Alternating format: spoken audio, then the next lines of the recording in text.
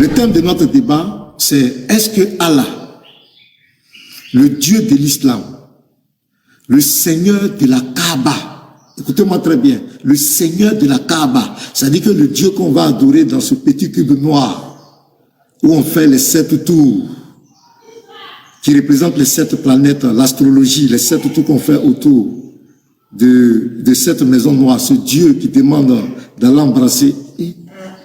Ok, donc j'ai dit le Seigneur de la Kaaba, à la Sourate 106, le verset 3, on dit le Seigneur de la Kaaba, c'est-à-dire le Dieu qu'on va adorer à la Kaaba, il s'agit de lui, ne vous perdez pas de vue.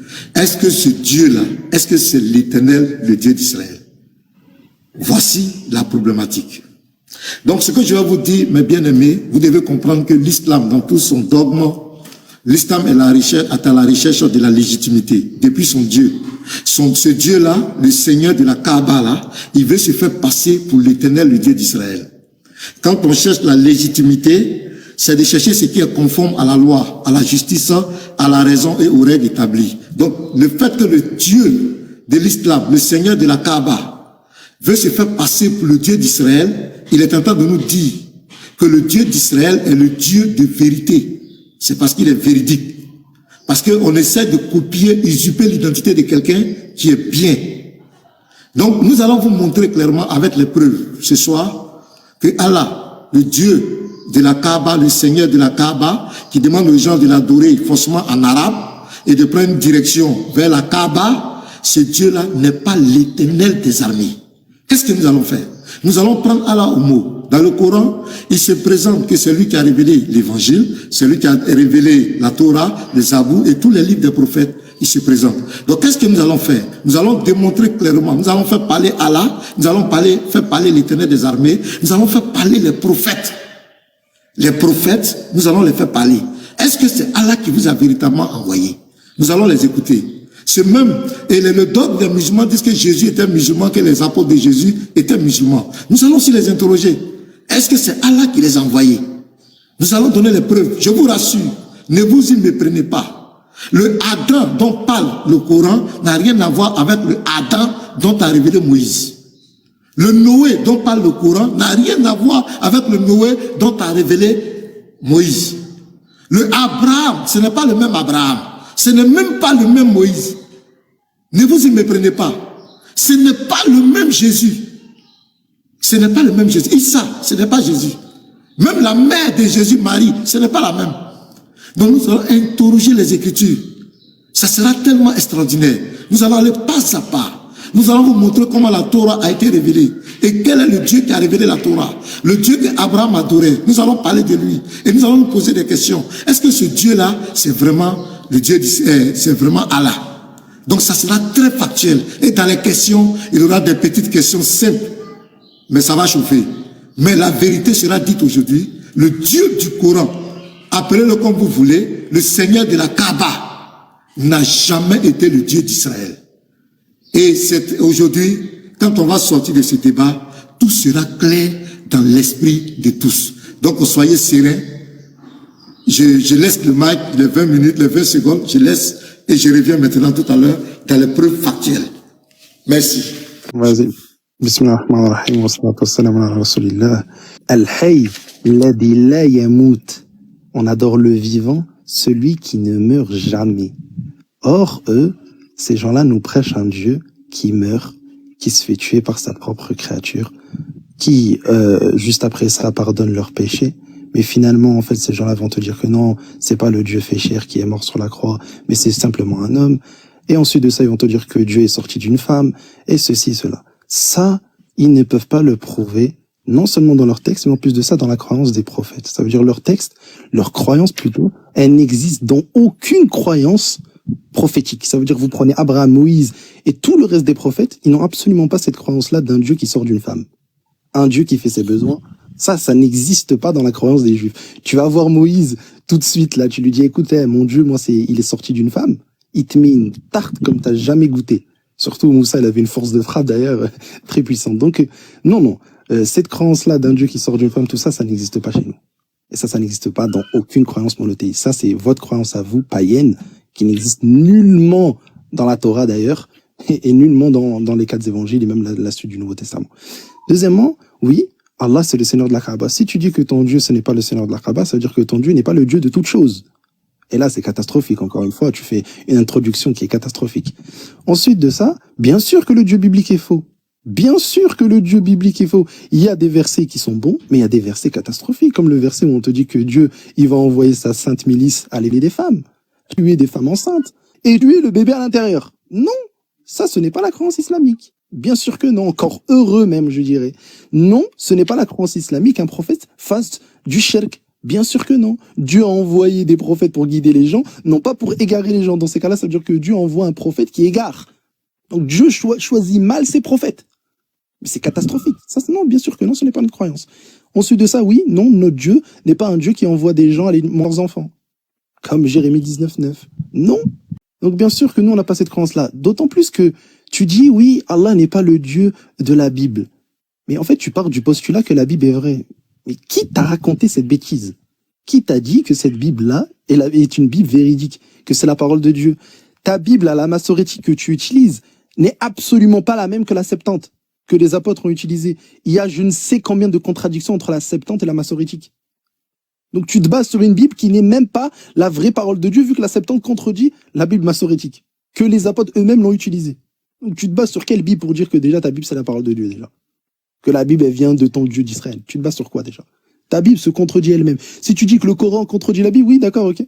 Ben ça c'est pas un scoop. Mais ta Bible se contredit elle-même. Donc comment on fait? Ta Bible a des manquements. Il y a des textes où c'est manquant. On te dit Saoul était âgé de point. Ah bah point. Ok, bah ton Dieu il est pas omniscient, d'accord. Mais ça c'est pas notre Dieu ça. Ensuite par rapport à Yahweh, on va y revenir pendant le débat. C'est un argument qui est éclaté. Par rapport à père, fils, tout ça, c'est des trucs d'enfants, on dirait, on est encore dans les années 2000. Donc, tous ces arguments pour dire qu'à la fin, Allah Azza wa Jal n'est pas le Dieu de la Bible. Mais encore heureux qu'il n'est pas le Dieu de la Bible. Alhamdoulilah que c'est pas le Dieu de la Bible. Et moi, tout de suite, si on me dit oui, tu dois adorer le Dieu de la Bible, par Allah que jamais je vais l'adorer. Jamais. Quel est ce Dieu-là qui envoie des gens à les violer des femmes? C'est quoi ça? On est où là? Littéralement, pour punir des gens, bah, il envoie des gens à les violer des femmes. Et subhanallah, c'est quand même catastrophique. On n'a absolument pas ce Dieu-là. D'autant plus que vous avez une croyance encore plus grave, ça veut dire qu'au bout d'un moment, vu que les gens commettent des péchés, alors Dieu là, lui-même, il va s'incarner pour se faire tuer par des violeurs. Quelle est cette croyance? Un Dieu qui s'incarne pour se faire tuer par des violeurs, pour qu'à la fin, il pardonne leurs péchés. Mais subhanallah, quelle est cette croyance? Mais vous êtes, sincèrement, tu vois, c'est pour ça que j'ai pas envie de dire fou, tout ça, parce qu'après vous allez dire, oh, il m'insulte. Et franchement, revenez à la raison, hein, subhanallah. Oui, encore heureux, alhamdulillah, notre Dieu n'est pas votre Dieu, en tout cas du texte biblique. Mais sinon, il est votre créateur, bien sûr. Ok. 10 minutes, c'est parti. Ok, j'aimerais rappeler le thème Alliance. C'est ça, je te dis que tu n'as pas le niveau, tu n'as pas de verset. Tu racontes ta vie, voilà, c'est pas, vous n'avez pas le niveau, vous voulez faire les débats. Le thème c'est quoi? Est-ce que le Dieu de l'islam, est-ce que c'est lui le Dieu d'Israël? Yahweh, c'est le thème, je te rappelle. Si tu veux rentrer dans ça, c'est vous qui commencez. Quand moi je vais commencer à rentrer aussi, à attaquer Allah, tu vas commencer à pleurer. Donc, restons dans le thème. Tranquillement. Maintenant, si tu veux rentrer dans les animosités, un Dieu qui envoie les femmes, tu donnes pas de versets, tu parles comme cela en l'air, tout le monde peut le faire. C'est vous qui aimez pleurer. Voilà, on dit de prouver que le Dieu du Coran, le Seigneur de la Kaaba, c'est lui qui a envoyé le Moïse, c'est lui qui a envoyé la Torah, c'est lui qui a envoyé Abraham. C'est ce qu'on te demande de prouver. Mais tu es là, c'est la même violet. Donne le verset, après tu vas donner le verset où Dieu a envoyé les gens pour violer. Ça fait pitié. Donc je continue. Moi je vais présenter aux gens des preuves factuelles. Le Dieu du Coran, moi je le prends au mot. Voilà. Le Dieu du Coran dit à la sourate 3, verset 3, que c'est lui qui a fait descendre le Coran et il a envoyé la Torah et l'évangile pour confirmer. Il a envoyé le Coran pour confirmer la Torah et l'évangile. À la sourate 6, 91 à 92, il dit que c'est lui qui a donné le livre à Moïse. C'est pas ça? Donc, Moïse, qui est le prophète de Allah, ne doit pas avoir de contradiction entre Moïse et Allah. Ok, on va commencer par Adam. Je vais aller de façon factuelle. Moïse nous a révélé un Adam qui a été créé sur la terre. Genèse 1, le verset 26 jusqu'au verset 28. Il a été créé sur la terre et le jardin d'Éden était sur la terre. Genèse 2, à partir du verset 8 jusqu'au verset 17. C'est sur la terre que Adam et que Dieu a envoyé le jardin d'Éden. C'est sur la terre que Adam a été tenté par le diable. Voilà. Allah dit que c'est lui qui a donné la Torah à Moïse. Écoutez-moi très bien. Je vais faire, il faut que vous preniez note et puis vous comparez et on va voir si c'est le même Dieu. Donc maintenant, on va à la sourate 2, versets 34 à 38. Allah dit qu'il envoie le Coran pour confirmer la Torah. Maintenant, je mets Léon Zé au défi devant tout le monde ici. S'il dit que la Torah que nous on a, Genèse, Exode, Lévitique, Nombre, Deutéronome, que ce n'est pas la vraie Torah, il va nous présenter la vraie Torah en live ici. Parce qu'on ne veut pas les arguments en l'air, les paroles en l'air. Moi, je dis que c'est la vraie Torah que j'ai. Donc, Moïse dit que Adam, il a été créé sur la terre. C'est sur la terre qu'il a été tenté par le diable. Le jardin d'Éden était sur la terre. Maintenant, Allah dit, il dit que c'est lui qui a envoyé Moïse, non? Mais Allah vient dire dans le Coran, à la sourate 2, verset 34 à 38, Adam, c'est au paradis que Adam a été tenté, et après, il a jeté sur la terre. Voilà une première. Donc, ça ne parle pas du même Adam. Le Coran ne parle pas du même Adam. Je prends le deuxième exemple. Noé. Le Noé dont Moïse nous a présenté avait 3 enfants. Sem, Cam et puis Japheth. Ce sont les 3 enfants de Noé. Et ces 3 enfants ont été sauvés. Quand vous lisez Genèse 6, verset 1, Genèse 9, verset 1 et suite, vous verrez que les 3 enfants de Noé ont été sauvés. Allah dit qu'il vient confirmer. Parce que c'est comme ça. Il faut aller dans les trucs factuels. Donc allons-y dans les preuves. Prouve-nous que ton Dieu, Allah, le Seigneur de la Kaaba, c'est le Dieu d'Israël. Donc, il vient nous dire à la sourate 11, verset 43, que Noé, ce Noé-là, ce n'est plus notre Noé, avait 4 enfants et le 4e a été noyé sans nous dire le nom de cet enfant. Voilà comment on fait un débat. C'est une étude comparative tranquille, pas dans les invectives. Voilà. Tu comprends, non, Léon, quand tu vas faire les débats, arrête d'être euphorie. Va doucement. Tu donnes les preuves. Maintenant, on vient. Moïse nous présente Abraham. Genèse 11, le verset 26, le père d'Abraham s'appelle Tirash. Josué, le disciple de Moïse, Josué 24, verset 2, il dit le père d'Abraham s'appelle Tirash. Regardez bien. Allah dit que c'est lui qui a envoyé Moïse. Donc il vient confirmer. Parce que c'est à lui qu'on doit demander les comptes. Parce que c'est lui qui dit confirme. Si la Torah s'est révélée, elle est complète. Elle nous a montré l'unicité de Dieu.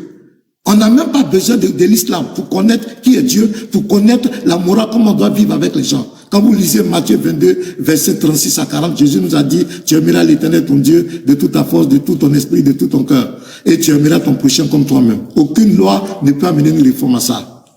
Donc vous comprenez. Allah nous dit, à la sourate 6, verset 74, le nom du père d'Abraham, c'est Hazar. Vous voyez mes frères. Moïse lui-même qui explique son histoire, que lorsqu'il a été jeté dans l'eau, Exode 2, le verset 5 à 10, il dit c'est la fille de Pharaon qu'il a recueillie et qu'il a élevée. Vous venez voir, Allah dit quoi?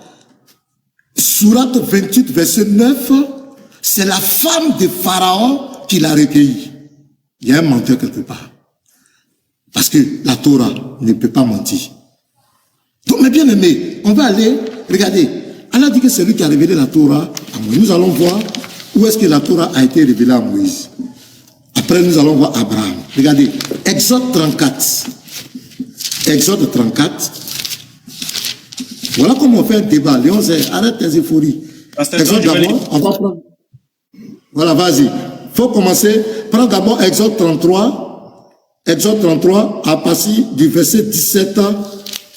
Et tu prends encore Exode 34 à partir du verset 1 à 6. On va aller, faut lire. On va voir le Dieu qui s'est révélé.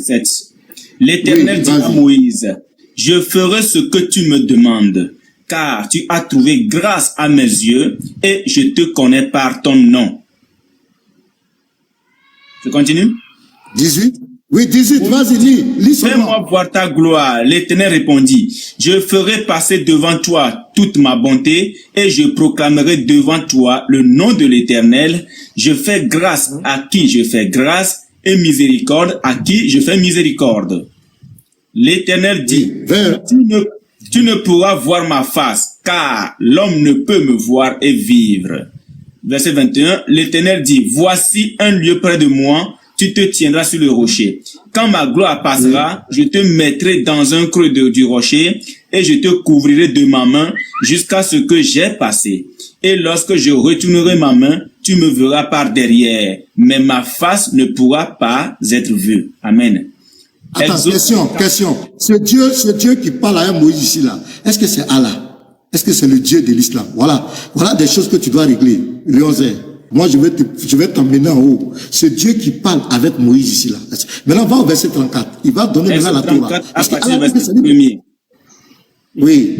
L'Éternel dit à Moïse, taille deux tables de pierre comme les premières, et j'y écrirai les paroles qui étaient sur les premières tables que tu as brisées. Sois prêt de bonne heure, et tu monteras dès le matin sur la montagne de Sinaï. Tu te tiendras là devant moi sur le sommet de la montagne. Point. Verset 3, vas-y, Iniboy, que personne ne monte avec toi et que personne ne paraisse sur toute la montagne, et même que ni brebis ni bœufs ne pèsent près de cette montagne. Moïse tailla deux tables de pierre comme les premières. Il se leva de bon matin et monta sur la montagne de Sinaï, selon l'ordre que l'Éternel lui avait donné, et il prit dans sa main les deux tables de pierre. L'Éternel descendit dans une nuée, se tint là auprès de lui et proclama le nom de l'Éternel. Et l'Éternel passa devant lui, s'écria, l'Éternel, l'Éternel, Dieu miséricordieux et compatissant, lent à la colère, riche en bonté et en fidélité, qui conserve son amour jusqu'à 1000 générations, merci, Iniboy, merci beaucoup. Voilà. Donc ici, voici la première problématique que je donne aux musulmans. Le Exode 33, verset 23. Est-ce que ce Dieu-là, est-ce que c'est Allah? Est-ce que c'est lui le Dieu du Coran? Parce que cette scène se passe sur la terre. Et Exode 34, verset 1 à 6. C'est là que la Torah a été donnée. La première Torah qui a été donnée, quand il est revenu, et là, les pierres qui ont été données, les premières, quand il est venu, les enfants d'Israël étaient dans l'idolâtrie, il s'est fâché, il a cassé ça. Donc ici, c'est la deuxième. Je demande, ce Dieu-là, voilà comment on fait un débat. Ce Dieu-là, est-ce que c'est Allah? Parce qu'ici, ce Dieu-là, il est descendu dans sa création. Il était auprès de Moïse.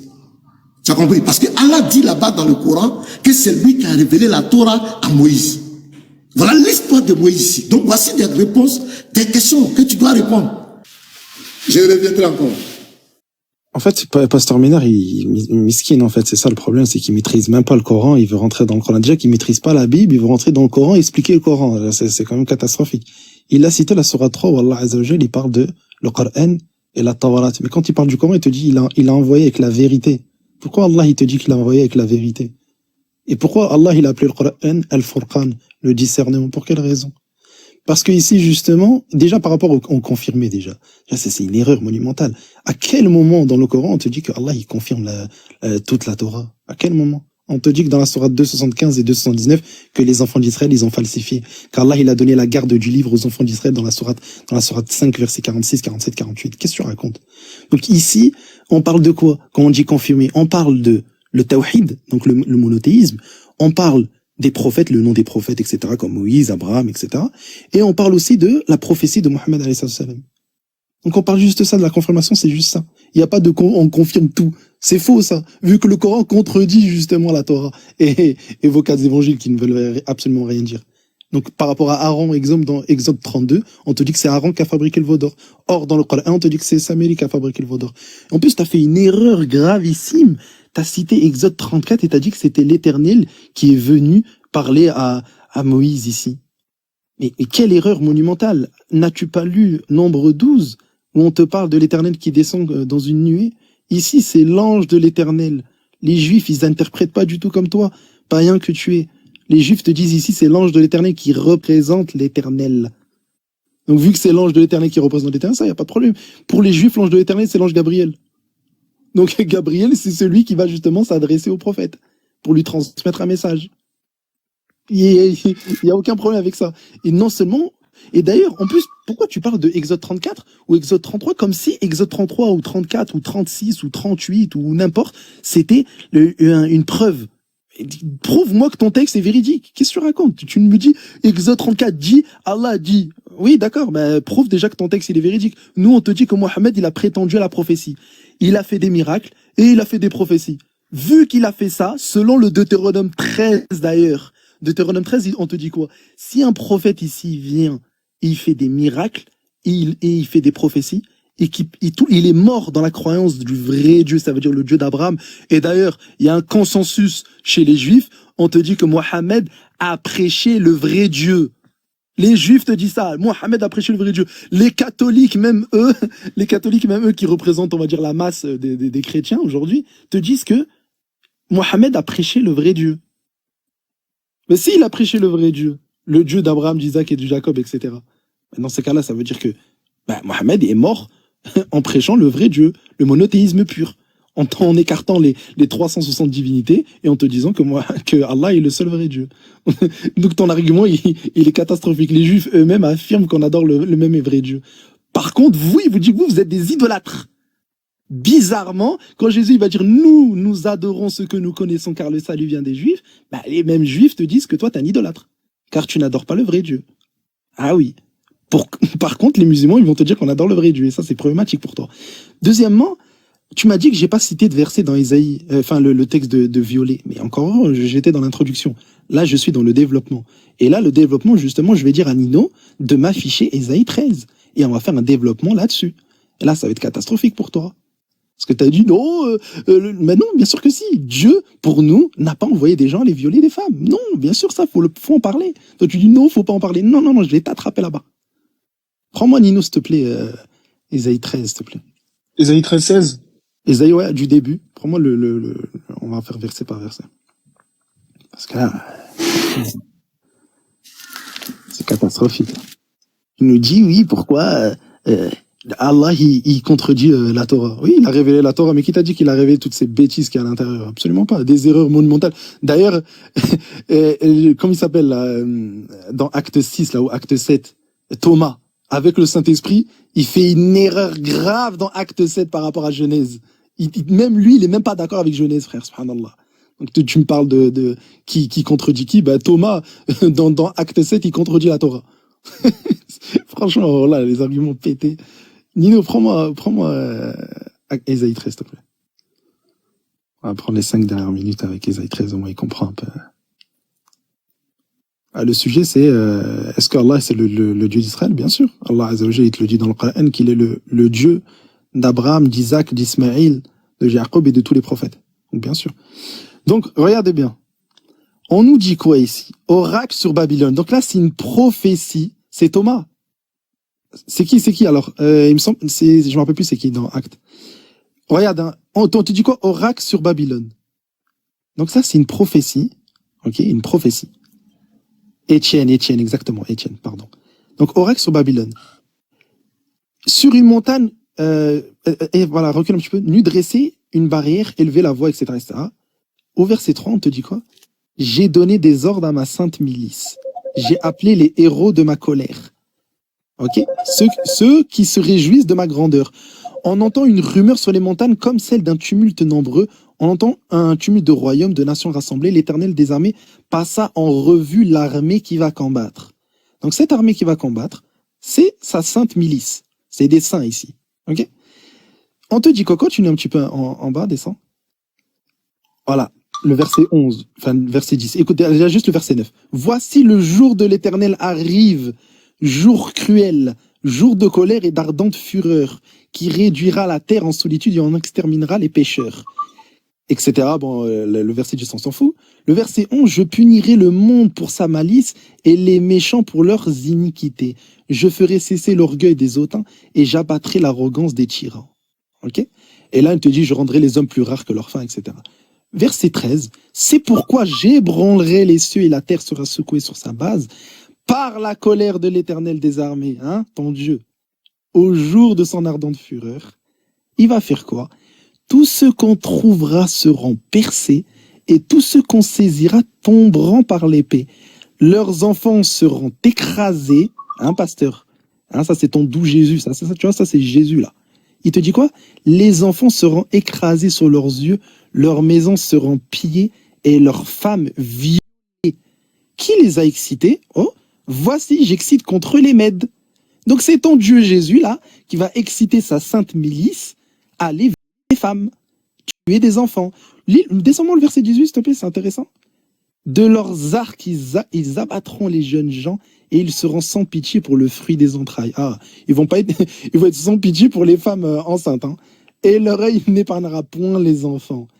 Mais là, je comprends pas. Ça, c'est le bon Dieu, le Dieu de justice. Ça, c'est le Dieu de justice. Ça, c'est ça, Allah. Absolument pas. Ça, c'est votre Dieu. Votre Dieu, là, c'est le diable, ça. Littéralement, ça, c'est le diable. Qui ordonne à son armée, et on te dit, il appelle ça les saints, c'est des saints. Il va envoyer des saints violer des femmes. Et encore heureux que c'est pas notre Dieu. Ça, c'est de l'injustice. Pourquoi? Qu'est-ce qu'elle a fait, la femme? Qu'est-ce qu'ils ont fait, les enfants, ici? Et d'ailleurs, selon certains commentateurs chrétiens, on te dit ici, ça concerne une prophétie future. Écoutez bien, futur, c'est quand? Au retour de Jésus. Écoutez bien, selon certains chrétiens, hein, et même selon certains juifs, hein, on te dit que ça concerne la fin des temps. Pourquoi? Parce qu'en fait, ils vont se baser, même les chrétiens vont se baser sur quoi? Sur Babylone, dans Apocalypse. À Babylone la Grande. Et on te dit, c'est ici, là, que ça va se passer, etc., vers la fin des temps. C'est-à-dire quand Jésus il va revenir, voilà. Voilà, ça c'est l'ordre de son Dieu. Donc encore heureux que nous, on n'a pas ce Dieu-là. Bien sûr, encore heureux, alhamdoulilah. Donc maintenant, je t'ai répondu par rapport à la bêtise que tu as sortie de « Oui, faut me montrer la Torah ». Mais oui, bien sûr, je peux te la montrer, ta Torah. Mais ta Torah, le problème, c'est qu'elle se contredit avec la Septante. Et elle se contredit avec la Torah, justement, des Samaritains. Tu as des contradictions catastrophiques, et je peux te les sortir, les contradictions. Tu as des contradictions terribles dans le texte de la Septante, quand on parle de l'âge dans Genèse 11, verset 32, par rapport à la Torah de la Samaritaine, on te dit littéralement que un coup, il est mort à 245 ans, et à un moment, on te dit qu'il est mort à 205 ans. Ben oui, ça c'est une contradiction, donc ton texte n'est pas préservé, donc ton texte est faux. Littéralement, ton texte est faux. Donc voilà. Donc nous, on se base sur quelque chose qui est clair. Et encore une fois, si Mohammed a prétendu à la prophétie, il a fait des miracles, et il a fait des prophéties, etc., et ça s'est réalisé, alors c'est un véritable prophète selon Deutéronome 13. Et vu que c'est un véritable prophète selon Deutéronome 13, tu peux pas critiquer Mohammed. C'est tout. Fin. Ça, bon, tu peux lui passer son temps. Ok. Nino, tu peux mettre le temps? Ouais, c'est parti. Ok, ça fait vraiment pitié. Hors sujet, le type est en train de raconter n'importe quoi. Tout à l'heure, tu as dit que notre Dieu, c'est le diable. Tu vois, c'est ce que vous reprochez aux chrétiens. Quand ils disent que Allah, c'est le diable, c'est vous qui pleurez. Mais tout à l'heure, tu es là. Tu vois, on dit de prouver que ton Dieu, Allah. C'est pourquoi j'aime ce débat. Ce débat est très propre. C'est-à-dire que tous ceux qui vont sortir, vous voyez qu'il n'est pas capable.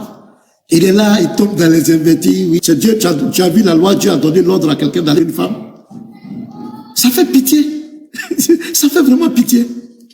L'Éternel il est en train de prophétiser un châtiment qui va arriver à Babylone parce qu'ils ne sont pas soumis à lui. C'est ce qui va leur arriver. Comme Jésus, par exemple, disait dans Luc 19, verset 41 et suite, il dit, Jérusalem, Jérusalem, vous qui tuez les prophètes, si tu savais, voilà ce que tes ennemis vont te faire. Sois un peu intelligent, Léonzé. Faut relever le niveau. C'est ça, tu veux débattre avec moi? Dieu a une fois dit, donne-moi une loi où Dieu a dit, mes enfants, à partir d'aujourd'hui, allez faire les femmes. Je ne veux pas te suivre dans ça, parce que quand je vais rentrer dans ça, moi je suis venu, on dit de prouver que ton Dieu, Allah, le Seigneur de la Kaaba, est le Dieu d'Israël. Voilà le thème. Mais tu es là, et c'est ton Dieu diable, ton Dieu est faut prouver, faut faire la relation. Maintenant, je t'ai mis au défi, montre la vraie Torah. Tu sais, en justice, on peut te poursuivre. Parce qu'on appelle ça des affabulations, c'est de la diffamation. Tu dis qu'un document est faux, tu ne peux pas montrer un autre document pour le contredire, pour montrer que c'est faux. Parce que tu vois le malaise. Tu sais que ton Dieu n'a jamais révélé la Torah. Tu sais ça. Et tu dis, c'est honteux de dire que Allah n'a pas dit qu'il vient confirmer toute la Torah. C'est écrit où? C'est écrit où Allah a dit qu'il est venu confirmer seulement le Taorit. C'est écrit où? Donne-moi ce verset. Donne-moi ce verset. Ça fait pitié. Je continue. Moi, je vais doucement dans mon ascension. Genèse 18. Voilà le Dieu. Et puis, c'était catastrophique. Il dit que c'est l'ange de l'Éternel qui a donné la Torah à Moïse. Ça fait pitié. C'est l'ange de l'Éternel. C'est l'ange de l'Éternel qui a donné la Torah à Moïse. Donc, ce n'est plus l'Éternel qui a donné la Torah à Moïse. C'est extraordinaire. C'est extraordinaire. Mais ce que tu ne sais pas, l'ange de l'Éternel là, c'est une théophanie de Dieu, du Dieu d'Israël. C'est lui. L'ange de l'Éternel n'est rien d'autre que le Dieu d'Israël. C'est une de ses manifestations. Si tu ne sais pas, c'est pas ça le sujet. Je reviens encore ici. Ça fait pitié. Genèse 18. Voilà le Dieu. Ils disent qu'Abraham était musulman. Je vous dis, c'est du pipeau. L'islam quoi? Faire la recherche, est à la recherche de la légitimité. Pourquoi? Il faut associer le nom d'Abraham à ce lieu d'idolâtrie. Où on va prendre des cailloux pour lapider Satan. Comment des intellectuels vont payer des billets d'avion, prendre des petits cailloux pour aller lapider Satan qui est un esprit. Ça fait pitié. Donc il faut associer le nom d'Abraham. C'est catastrophique. Des gens qui vont payer des billets vont mettre leur tête dans un trou pour embrasser un caillou. Ça fait pitié. Des gens qui se déshabillent, qui se dénudent, qui mettent un tissu et ils sont autour d'un caillou. Ils font les 7 tours comme les idolâtres faisaient. Comment quelqu'un qui est venu combattre l'idolâtre récupère toutes les activités des idolâtres pour mettre dans l'islam. C'est ça le débat. Ce Dieu qui a ordonné ça, est-ce que c'est le Dieu d'Israël? Est-ce que c'est le Dieu d'Israël? Voilà le Dieu que Abraham adorait. Il s'appelle l'Éternel. Regarde, l'Éternel lui apparut. Genèse 18. L'Éternel lui apparut parmi les chaînes de Mamré. Je veux savoir, ce Dieu-là, est-ce que c'est Allah? Voilà le débat, ça c'est tellement factuel. On peut prouver simplement que le Dieu, on veut un débat intellectuel civilisé, apaisé, avec les preuves, pour que ceux qui vont sortir de ce live-là puissent comprendre, puissent retenir quelque chose. Dieu n'a jamais donné un commandement d'aller vers une femme. Je te mets au défi. C'est une prophétie, un châtiment qui va arriver à des gens parce qu'ils ont désobéi. Ils vont être punis. Mon frère, élevez le niveau. Moi, quand on va arriver dans les questions et réponses, tu vas, en tout cas, ça va bader. Parce que tu seras confronté à des versets. Donc, jusqu'à présent, tu ne nous as pas encore montré la vraie Torah. Donc, comme tu ne nous as pas encore montré la vraie Torah, tu te tais. Tu te tais. Montre-nous la vraie Torah qui a été falsifiée. Montre-nous la vraie Torah. Et on va comparer à celle qui est là, à celle qui est avec nous, et puis on va voir si c'est, sinon c'est des diffamations, c'est des paroles en l'air, tu n'as donné aucune preuve. Donc le Dieu qui est ici, Genèse 18 là, le verset 1, le Dieu qui a apparu à Moïse, c'est qui? Le voilà, on dit, et il dit au verset 2, il leva les yeux et regarda, et voici, 3 hommes étaient debout près de lui. Quand il le vit, il courut au devant d'eux, depuis l'entrée de sa tente et se prosterna en terre. Et il dit, Seigneur, si j'ai trouvé grâce à tes yeux, ne passe point, je te prie, loin de ton serviteur. Au verset 10, Genèse 18, verset, prenez note, l'un d'entre eux, parmi les 3 hommes là, l'un d'entre eux dit, je reviendrai vers toi à cette même époque, et voici Sarah, ta femme, aura un fils. Sarah écoutait à l'entrée de la tente qui était derrière lui. Abraham et Sarah, ainsi de suite. Au verset 13, l'un d'entre eux, il va reprendre la parole. L'Éternel dit à Abraham, pourquoi donc Sarah a-t-elle ri en disant, est-ce que vraiment j'aurai un enfant, moi qui suis vieille? Y a-t-il rien qui soit étonnant de la part de l'Éternel? Cet Éternel a pris la forme humaine, il est venu sur la terre, il est venu chez Abraham, il a mangé chez Abraham. Je continue. Voilà, comme le temps. Regarde, le verset 22. Les hommes s'éloignaient, c'est-à-dire les 2 hommes s'éloignaient. Ces 2 hommes étaient 2 anges. Genèse 19, verset 1. Les 2 anges arrivaient à Sodome sur le soir, et l'autre était assis à la porte de Sodome. Quand l'autre les vit, il se leva pour aller au devant d'eux et se prosterna face contre terre. Puis il dit, voici mes seigneurs, entrez, ainsi de suite. Maintenant, regarde le verset 22 de Genèse 18. Les hommes s'éloignaient et allaient vers Sodome. Ce sont les 2 anges. Mais Abraham s'était encore en présence de l'Éternel. Celui-là, est-ce que c'est Allah? C'est ça le débat. Est-ce que c'est Allah? L'autre côté, celui qui a donné la Torah à Moïse, Exode 34, verset 1 à 6, tu as fui comme un lâche. Ici, est-ce que c'est Allah? Pour confirmer, regarde, Genèse 18, verset 33. L'Éternel s'en alla lorsqu'il eut achevé de parler à Abraham. Et Abraham retourna dans sa demeure. Voilà des versets. Je veux que tu te prononces sur ces versets. Voilà le débat. On est là pour prouver que le Dieu de l'islam, là, c'est lui qui a révélé. On continue. Il dit c'est lui qui a révélé le psaume à David. On va voir quelque chose. Dans les questions et réponses, ça va bader. Hey. Regardez. Allah dit à la sourate 112, le verset 3, qu'il n'a ni engendré, il n'a jamais engendré. C'est pas ça? Il dit qu'il a révélé le psaume à David. Regardez comment David va le contredire. David va dire, Allah, tu ne m'as jamais donné le zabou. Tu racontes des choses dans le Coran, mais regarde ici. Psaume 2, verset 7. je publierai le décret de l'Éternel. Je publierai le décret. L'Éternel m'a dit, tu es mon fils, je t'ai engendré aujourd'hui. Léon, quel est le Dieu qui a révélé ça à David? C'est dans le psaume. Quel est ce Dieu qui a révélé? Voilà le fond du débat. Je veux que tu me répondes. Allah dit dans la Sourate 87 que c'est lui qui a révélé à tous les prophètes. On va prendre Esaïe. Allah dit à la Sourate 17, verset 111, qu'il ne s'est jamais attribué d'enfant. Jamais. On va prendre Esaïe, l'un des plus grands prophètes d'Israël. Je commence d'abord Esaïe 45, verset 5. Je suis l'Éternel et il n'y a point d'autre. En moi, il n'y a point de Dieu. J'étais saint avant que tu me connusses. C'est afin que l'on sache du soleil levant au soleil couchant que en moi, il n'y a point de Dieu. Je suis l'Éternel, il n'y a point d'autre. Au verset 11, regardez comment ça va faire très mal. Ainsi parle l'Éternel, le Saint d'Israël et son Créateur. Veut-on me questionner sur l'avenir, me donner des ordres sur mes enfants et sur l'œuvre de mes mains, me donner des ordres sur mes enfants, pronom possessif pluriel. C'est l'Éternel qui parle ici, le Dieu d'Israël. Est-ce que lui là, c'est Allah, le Dieu du Coran? Est-ce que c'est lui? Frère, débat. Moi, je veux que tu sois intellectuel. Quand tu vas prendre la parole, tous ces versets, il faut nous expliquer. Est-ce que c'est Allah qui parle? Est-ce que c'est Allah qui parle? Voilà les vrais débats. Allah dit que c'est lui qui a envoyé les apôtres de Jésus. Les apôtres de Jésus disent jamais. Allah ne les a jamais envoyés parce qu'ils contredisent Allah. Ils disent que Jésus est fils de Dieu. Les apôtres, ils ont adoré Jésus.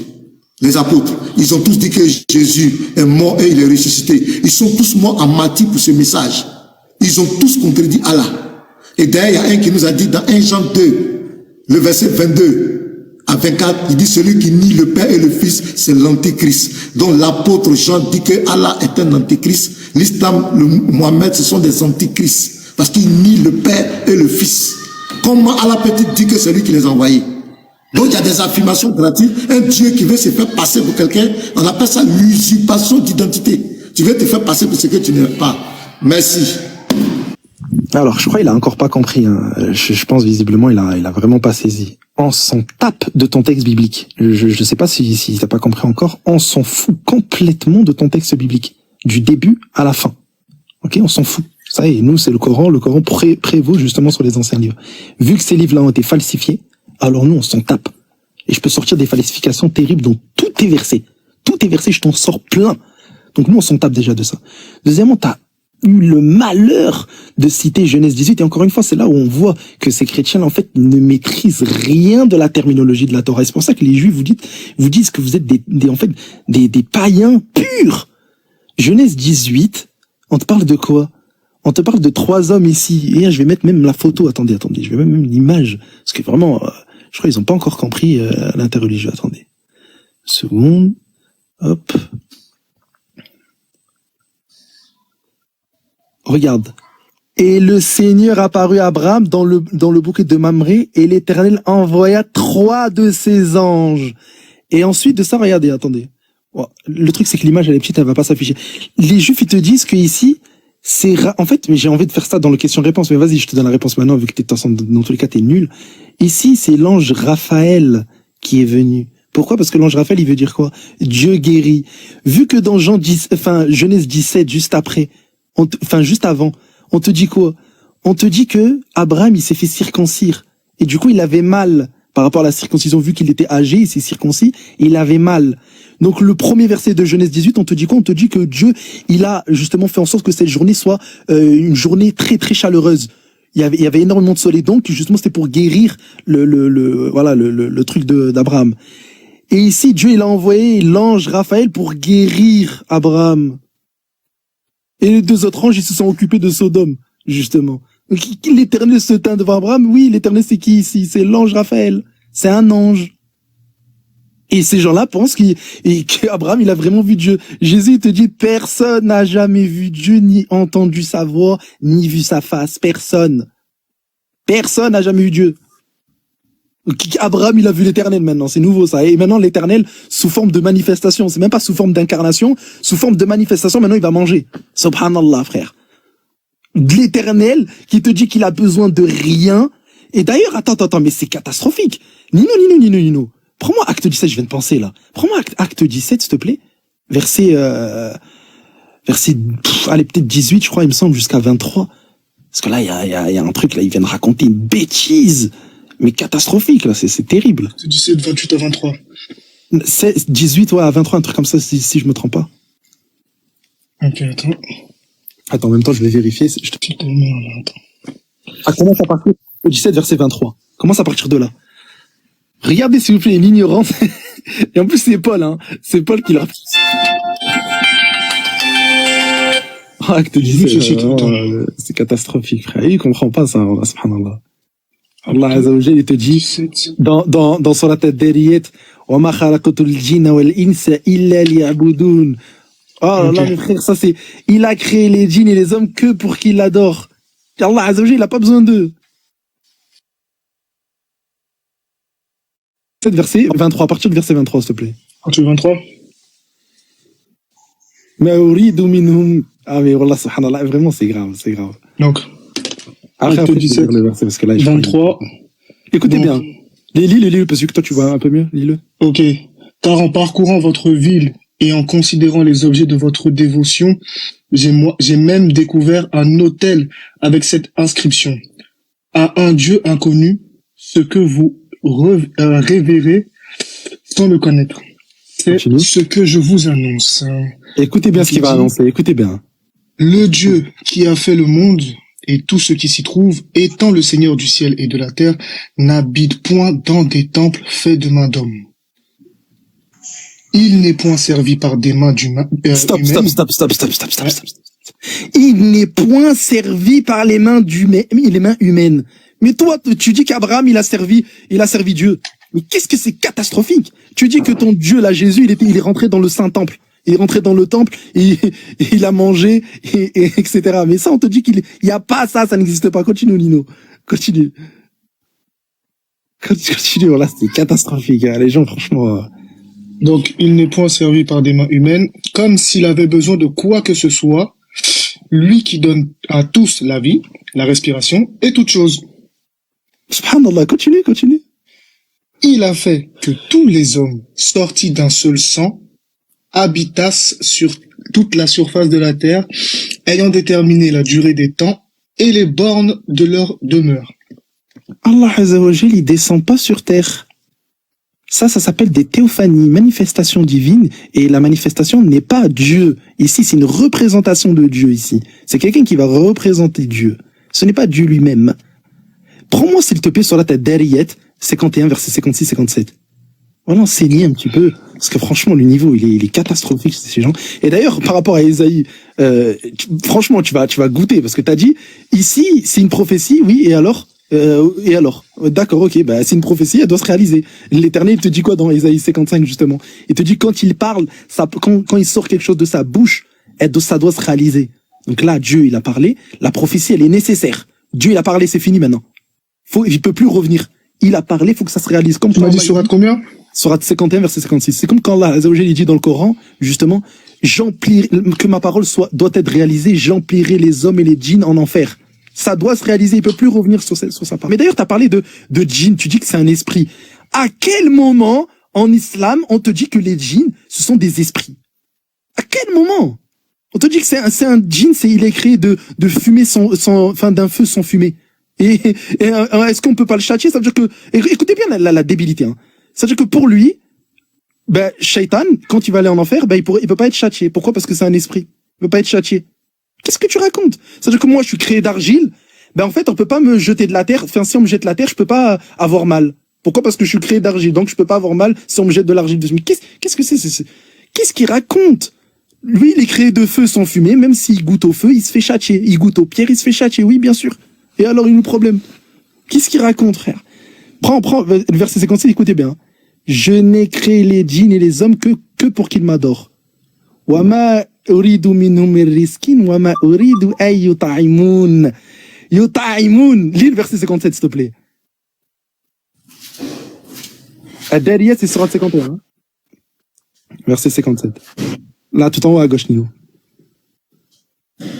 Voilà. Lis ça. On t'entend pas, Nino, on t'entend pas. Je n'ai créé les djinns et les hommes que pour qu'ils m'adorent. Je ne cherche pas d'eux une subsistance. Je ne veux pas qu'ils me nourrissent. Subhanallah, continue, verset 58. Continue. En vérité, c'est Allah qui est le grand pourvoyeur, le détenteur de la force, l'inébranlable. Mais subhanallah, ça c'est pas ton Dieu. Absolument pas. Absolument pas. Ton Dieu biblique que toi, auquel tu crois, là, ça n'existe pas, ça. Et d'ailleurs, ça c'est pas la croyance des Juifs. Les Juifs, ils ont pas cette croyance-là d'un Dieu qu'on lui donne à manger et tout ça, là. Ça n'existe pas, ça. C'est pour ça que Paul, il te dit que on ne peut pas servir Dieu. C'est Dieu qui nous donne. Toi, t'es un pasteur païen, toi, tu veux donner à manger à ton Dieu. C'est-à-dire que là, Jésus, il est en face de toi, toi, tu veux lui donner à manger. Tu veux te prosterner. En plus, t'as dit quoi? T'as dit les apôtres, ils ont adoré Jésus. Tu peux pas le prouver, ça, bibliquement. Bibliquement, tu peux pas le prouver. Ça n'existe pas dans la Bible. Les apôtres qui adorent Jésus, ça, tu peux pas le prouver. Et aucun chrétien peut prouver ça, d'ailleurs. Aucun. Deuxièmement, on parle ici des apôtres. Mais qu'est-ce qu'il a dit, Jacques, dans Jacques 4, verset 7? Soumettez-vous donc à Dieu. Soumettez-vous donc à Dieu. Qu'est-ce que ça veut dire en arabe? Aslamu lillah.